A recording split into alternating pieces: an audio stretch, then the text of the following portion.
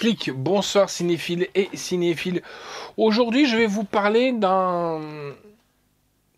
Est-ce que je pourrais dire un reboot, un remake? Je ne saurais pas vous dire. Sincèrement, je suis carrément paumé. Il s'agit de The Craft. Que voici, que voilà. Les nouvelles sorcières que je peux envoyer près d'un pentacle. Allez hop, c'est parti.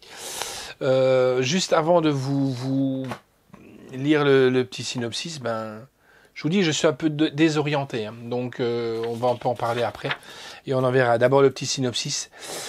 L'introvertie Anna arrive dans un nouveau lycée.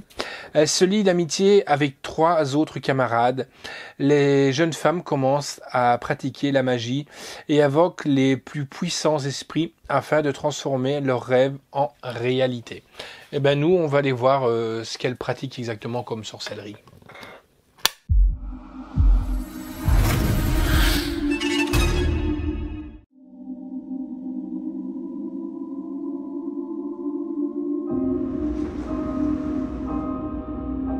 Nickel. Ok, allons-y.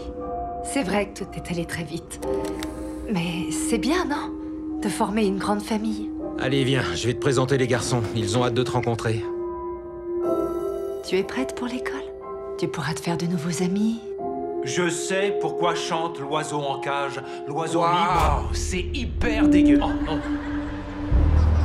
C'est bon, ça suffit, calmez-vous. Vous avez vu ça? Il y en a partout.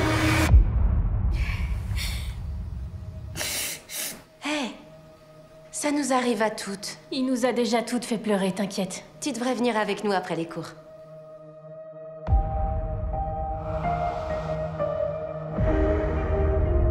C'est quoi tout ça? C'est une cérémonie, en ton honneur. Pourquoi vous voudriez m'honorer? Parce que t'es la 4e. T'arrives pile pour ton premier cycle.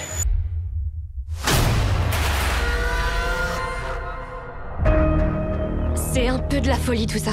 La base pour avoir des pouvoirs, c'est de croire qu'on en a. C'est pour ça que nos assemblées ont toujours été importantes. Si on est capable de faire ça, qu'est-ce qu'on peut faire d'autre? Faut qu'on jette un sort à Timmy. Mais on va pas lui faire de mal, pas vrai?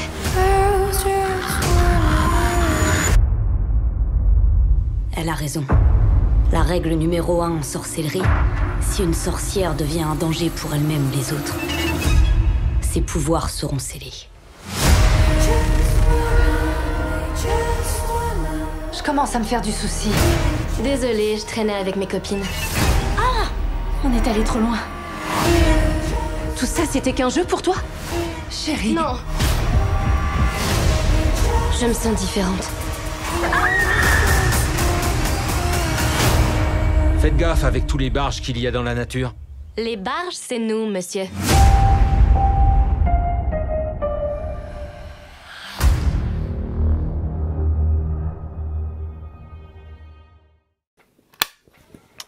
Alors, j'espère que, pour vous, la bande-annonce vous a plu. Quant à moi, sincèrement, The Craft, ces dangereuses alliances, avec donc Neve Campbell, l'ancienne qu'on a regardé il y a 2-3 jours, pour un peu se remettre dans le bain avant, qui était vraiment superbe. Superbe, comme le slasher disait. Chaque actrice avait déjà, en début du film, leur personnalité. On avait donc Neve Campbell qui était brûlée, donc atteinte un petit peu psychologiquement avec ce qu'elle avait eu. On avait une gothique, on avait la blague un petit peu pain bêche et bien entendu la nouvelle qui venait d'arriver. Là, sincèrement, sur The Craft, on voit pas tout ça. Elles arrivent, on ne sait pas qui est qui va être la mauvaise, qui va pas être la mauvaise. Et pire que ça, on a même un David Duchovny. Je me demande ce qu'il fait là, David Duchovny, parce que c'est quelqu'un qui a du talent et je sais vraiment pas ce qu'il fait là. Sincèrement, je ne sais pas. En plus, je fais le comparatif, parce que c'est là que j'essaie de comprendre et que j'y arrive toujours pas. Dans Dangereuse Alliance, elles sont là pour apprendre la sorcellerie. Là, elles ont, hop, déjà un pouvoir.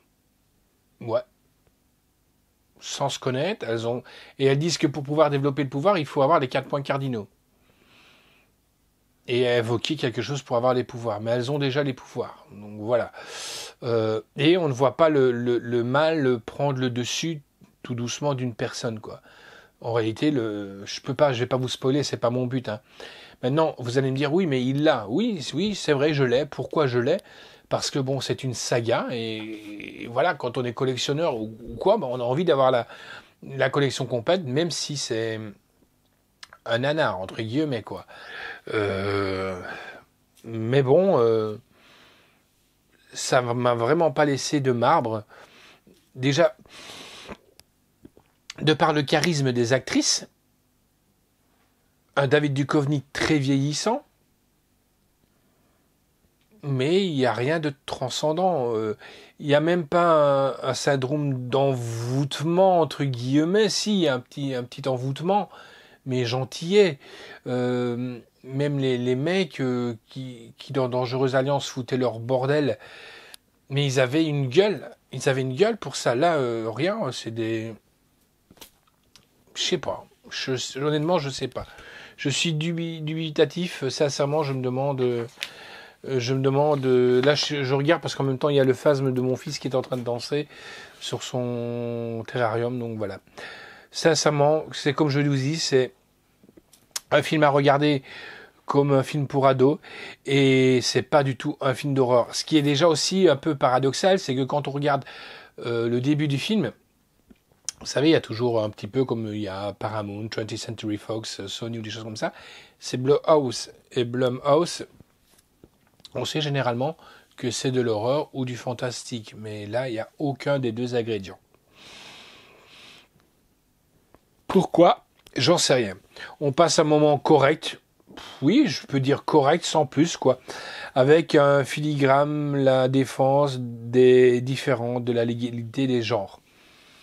Oui, peut-être, mais pour moi, je vous dis, ça casse vraiment pas des briques. Hein. Ça casse vraiment pas des briques. Comme vous savez, je suis pas dégueulasse quand même. Hein. J'aime pas de mettre non plus un zéro pointé, je le ferai jamais. J'aime pas de descendre des films et descendre en dessous de 5. Je vais mettre un 5,5 sur 10. Pourquoi? Parce qu'il y a quand même un travail là derrière. Les acteurs, les actrices. Et puis, bon, il y a quand même une réalisation et tout ça derrière, quoi. Mais sincèrement, je vois vraiment pas ce qu'on appelle du reboot, quoi. Voilà. Alors, la réalisation est de Zoé Lister-Jones. Excusez-moi. Et rien que l'histoire, ça me fait bailler. L'histoire originale est de Peter Filaridi, d'après son personnage. Hein. Le scénario est de Zoé Lister-Jones. Donc là, elle aurait dû revoir un petit peu, refaire un reboot, mais un bon reboot, peut-être, oui, pourquoi pas. Production est de Jason Blum. Qu'est-ce que tu fous, Jason? Qui a produit des films super intéressants. Là, je sais pas, à mon avis, avec le Covid, tu avais peut-être besoin de thunes, j'en sais rien du tout, mais là, je comprends pas. Lucy Fisher, Douglas Wick, donc avec Kylie Spaney, Zoé Luna, Gédéon Aldon, Lovie Simon, David Duchovny et Michelle Monaghan. Musique est de Heather Christian, photographie de Hilary Spera, montage est de Libby Guiney, décor Hilary Kunter, costume de Avery Play, effets visuels est de David Lebensfield, Greg Miller et de Kimberly Murphy. Durée du film 1h37. Il aurait pu être d'1h15, ça m'aurait suffi largement, quoi. C'est sorti chez Sony Pictures, distribué par Sony Pictures Home Entertainment le 10 février 2021. Sorti en salle le 28 octobre 2020. Contenu, il y a un boîtier Blu-ray fourreau. Voilà, donc moi je l'ai pas en fourreau, je l'ai comme ça. Donc en bonus, on a l'héritage du film original, une histoire puissante et une réalisatrice magique.